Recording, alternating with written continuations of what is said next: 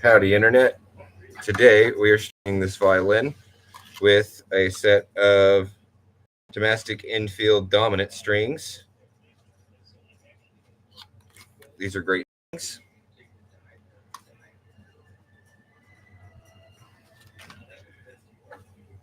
I'm going to set the case aside for this. Guess my top camera's derping out. It'll come back. There we go. There we go. So, one thing I'm noticing on this violin is the bridge is a little bit leaning towards the fingerboard. We're going to fix that. It's in tune. Close enough. Closer than what most violins arrive here. I am a violinist myself, so I'm very familiar with these instruments. One thing I do want to mention is we're not going to be using guitar products on this. Violins are usually varnish. They do not have poly or lacquer finishes like guitars. So the most important thing to do is not use furniture polish. If you use anything alcohol-based, any kind of alcohol product, it's going to melt the finish off this instrument. It's not going to be good. See what kind of violin this is.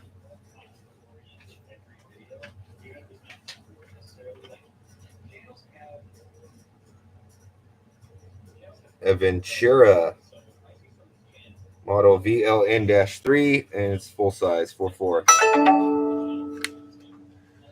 The other thing when you string violins, or restring in this case, is we're going to do one string at a time because most of this instrument's held on by tension. If you pull all the strings off, the bridge will come off because the strings hold that on. The pegs will just come out, tailpiece just comes off, and the end pin comes out. Inside is a sound post that will just fall. So all that's held on by tension of the strings. You always want to keep constant pressure when you do this. First thing we're going to do on this, let me move this stuff, is we're going to straighten the bridge because it's leaning forward, and over time this can warp the bridge. But it's also going to move a little bit as we adjust these strings and put the new strings on. So I want to get it as close to a point of the right angle as I can before I move forward. Since we are restringing, I can loosen the fine tuners. So it's like a Floyd Rose if you're familiar with guitars. Before we put new strings on, we're going to get all the travel back in our fine tuners at the bridge. So there are some similarities with this to stringing guitars, but then again, there are also differences as well. This would be like a similarity of a Floyd Rose. You got your fine tuners and then your coarse tuners, or the correct term is pegs and fine tuners. I'm going to loosen these up. Also, I'll take a little bit of tension off the bridge while I angle it properly.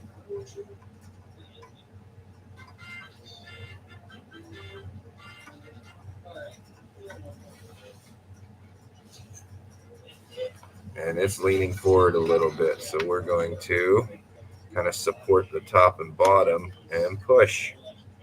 It's moving good.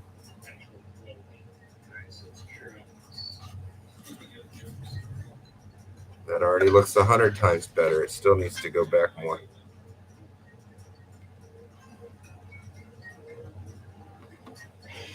These strings on this violin are still good. However, these dominant strings are going to be better. They're going to sound amazing. Oops. Maybe I should do a before and after. Let me play it. Let me tune it and play it. The bow that came with it.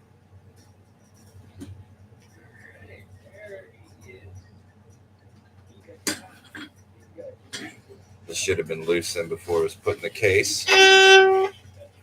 All right. Tuner.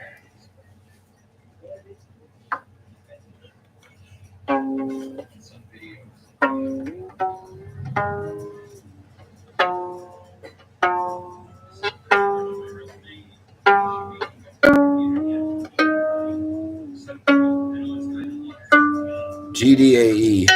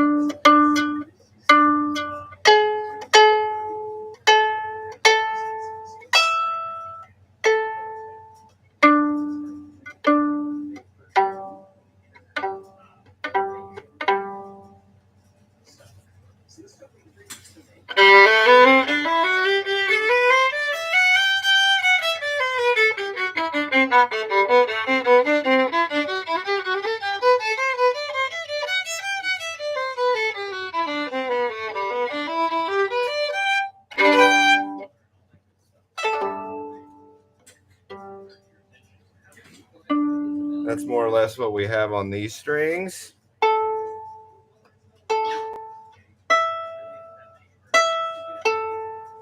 I'll sweeten the tuning again, try not to play so sloppily. That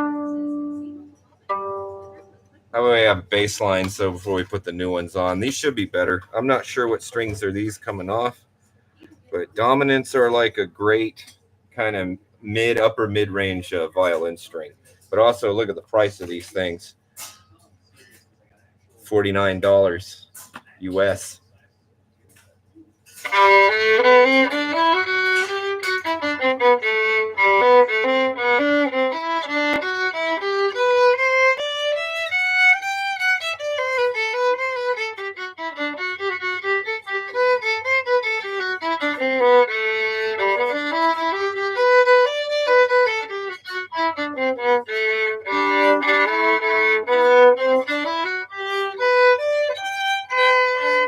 Yeah.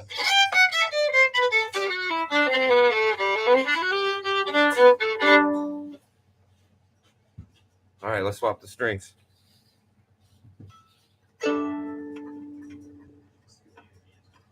Loosen the fine tuners back up so they have as much travel as we can get out of them. And then I will pull one string off at a time and replace it one at a time. That's the best way to do a violin, I found. As you start pulling it completely apart, it's going to fall apart. All right, G. Loosen the peg and it comes out. See, with the string out,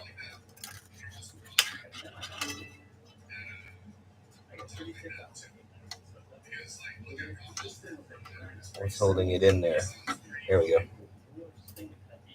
The string out, the peg just comes out. The only thing that holds these pegs in is friction. So when I turn the pegs, and I have to push in the box as I turn them. The other thing I like to do is add a bit of graphite in the nut slots and in the bridge slot. Little parts on the bridge in which it crosses. Right there.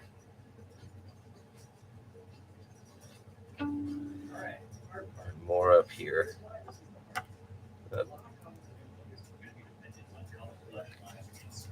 Helps push any crud out and helps lubricate it. Makes tuning a little bit more smoother and accurate.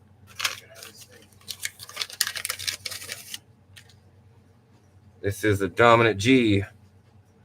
I kind of start, this is going to be kind of hard to see on camera, but I try to wind this, each string is wound differently because the takeoff point needs to be as straight as it can be from the peg across the nut. So I wrap them. First of all, violin strings are all cut to size. You don't have to size any of them ever. They're all the right size. You should be able to wrap it because there is a set standard of the size of these violins. So since this G string is on the far left of the instrument, I'm wrapping all of it starting from the right and then advancing all of it to the left as I wind it around the peg. That way, when it leaves the peg, it has the straightest shot to its slot on the nut. When I wind the next string, I will do it differently so that it has its best chance of a straight slot, of a straight line from its takeoff point to across the nut. And you can kind of see that there, or maybe not. I don't have the best camera. On this string right here, where it leaves the peg is completely on my side towards me. It starts on the other side and all the winding winds this way towards me, and then it leaves with a straight shot across the nut. Well, these, I can already tell by this one string how much more lively it is than the others. Then again, I'm here listening to it. It may not translate the best over the camera. Next string is the D.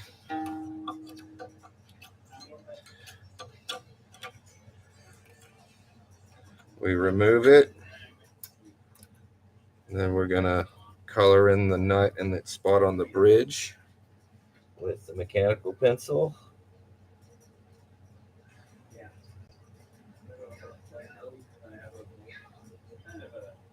I like mechanical pencils because the small lead, because it fits in these little cracks and I don't have to sharpen them.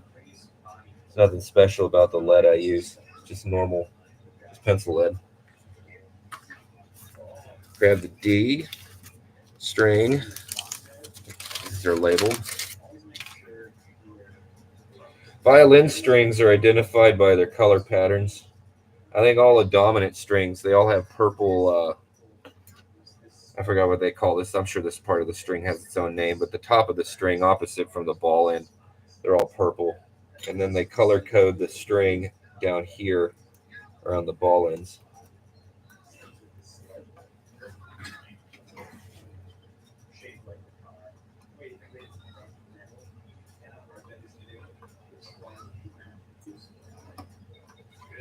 There we go.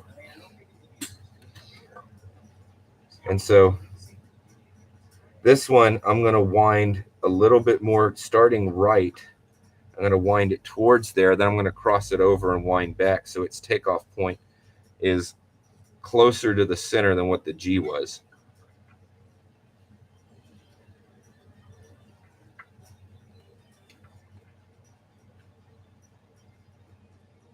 And then I need my tweezers to kind of push this in a little bit.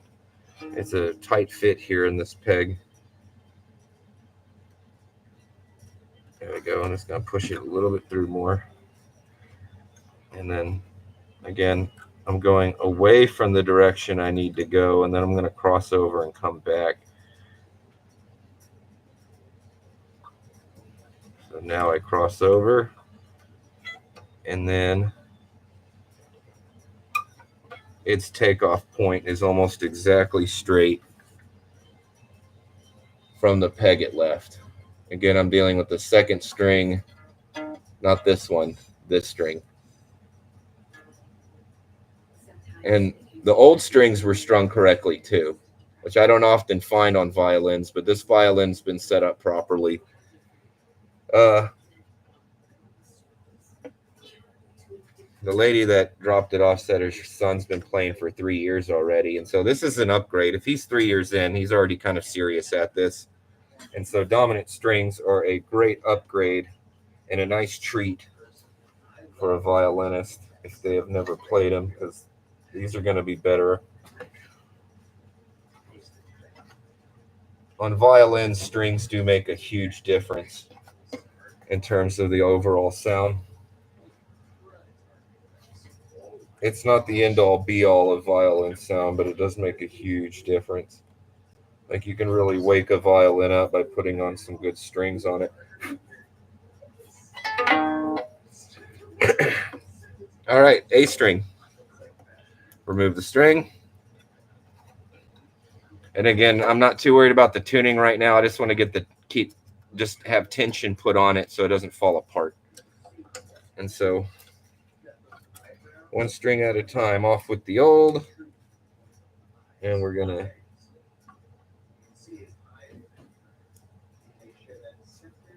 add a little pencil lead lubricant.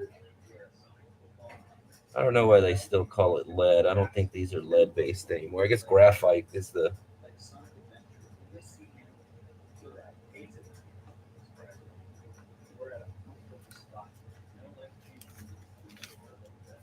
I guess lead is one of those kind of English terms, like Kleenex, or that's not really the right descriptor, but it's the name of a product. Well, maybe not like Kleenex, but I think they used to be made out of lead. I'm not sure.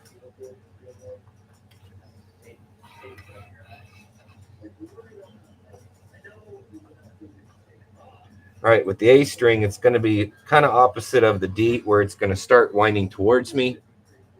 And I'm going to cross it over kind of at the last minute when I have a little bit slack left, and then wind it on the other side. And its takeoff point should be straight from the peg across its spot on the nut. The other thing I'm taking into consideration is at no point should the string ever touch the sides of the peg box.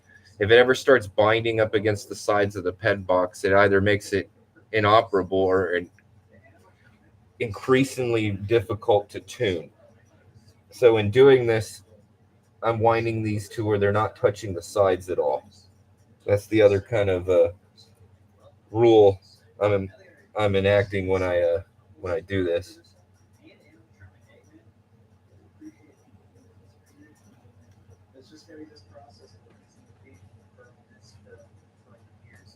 This is a nice violin.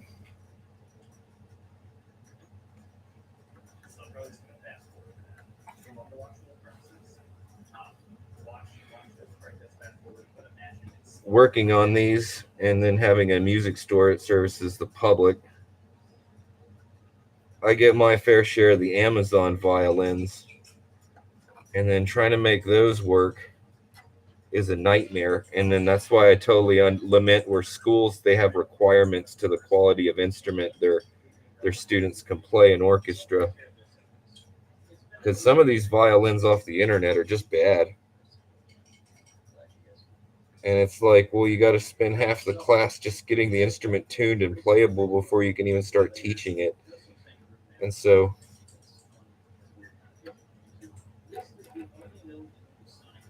and it's also, it adds to like the seriousness of doing it. It's a commitment thing. It's like, well, if you want to commit to this and be part of the group, and this is your elective, then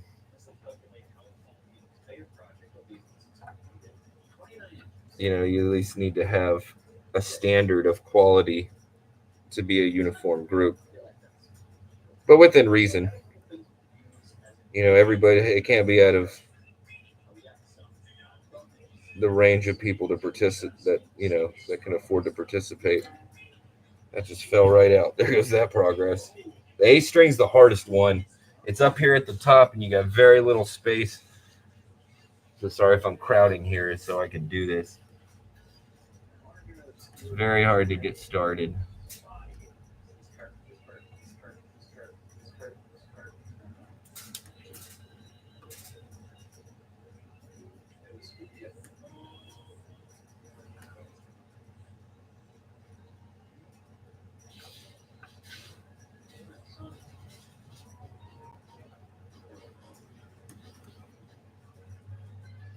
I wish I could get it through the hole more. Let me try it from the opposite side. Maybe that's the trick here.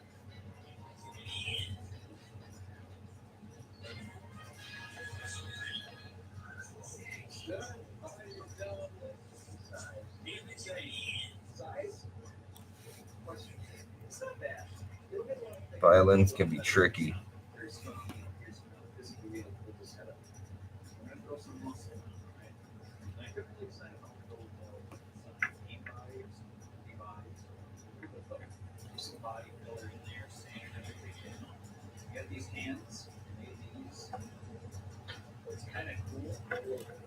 Alright, that's just gonna have to. Hopefully, this holds. We're about to find out.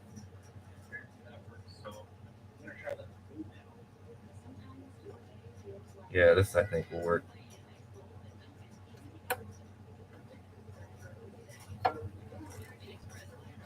Another wrap on the other side before I cross it over. There we go. Now I'll cross it over.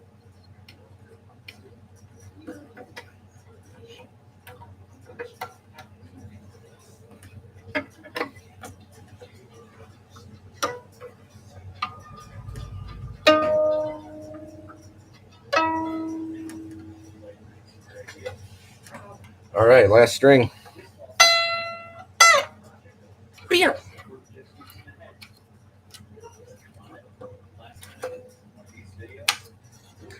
Now the E string, it's not as hard as the A, but you do have to tuck it under because now the other strings are in the way. You got to kind of weave it around them.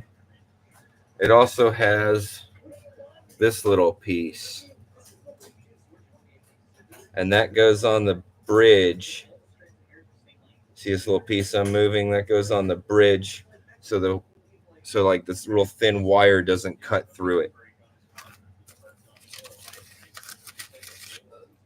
And the dominant has one. This one's clear on here. Maybe you can see this on camera. Yeah, you can see that. It's on my finger. That's the new string. I'm gonna add some lead, tune it a couple times, and then play it. Last string. Add a little pencil lead. Break your pencil lead, because that's always part of the process, right? Add some to where it crosses the bridge. Be right there.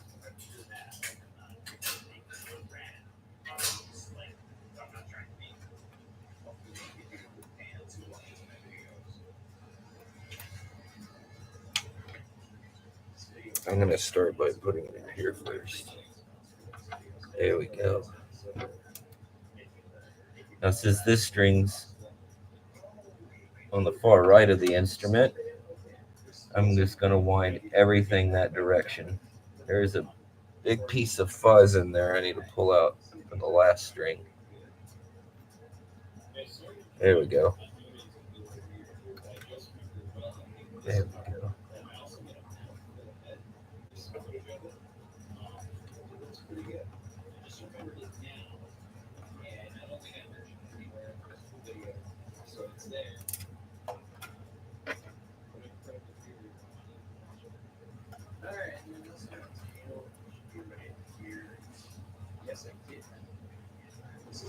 This is serious business. Describe the appropriate parts of the body.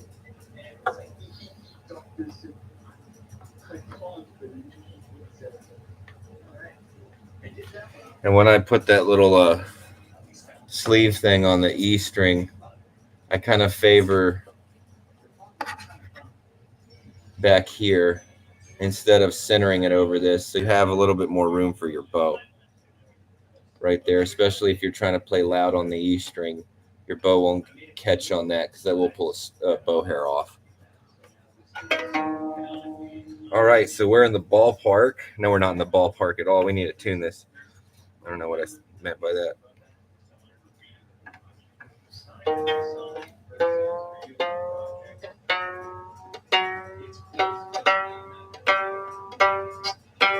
So I'm just going to get it close with the pegs and not bother with the fine tuners. As I'm tightening this, I am pushing the peg inside the box.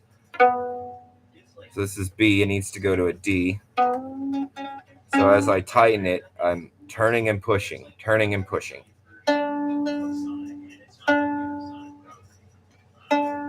These strings already sound more lively. A wild Jaime appears.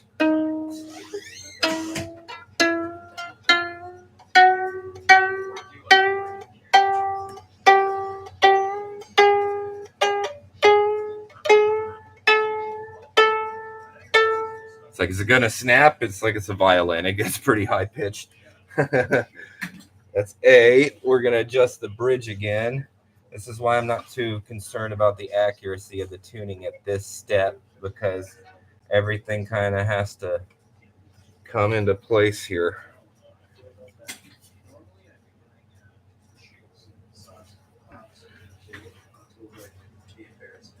Yep.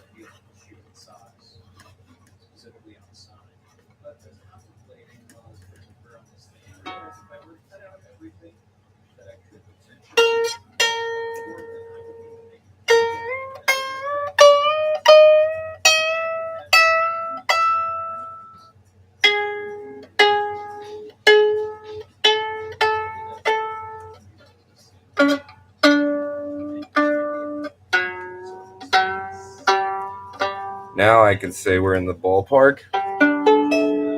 That's not in tune, but we're a lot close. I'm going to adjust the bridge again. It's like as you tune it and pull it up to pitch, the bridge will move. And so you just got to keep correcting it till you get it. There we go. That looks better. Yeah, we'll retune it.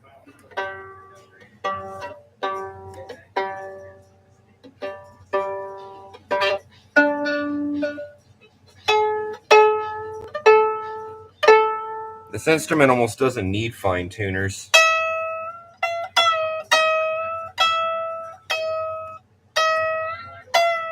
Oh, I say that, now this peg wants to slip.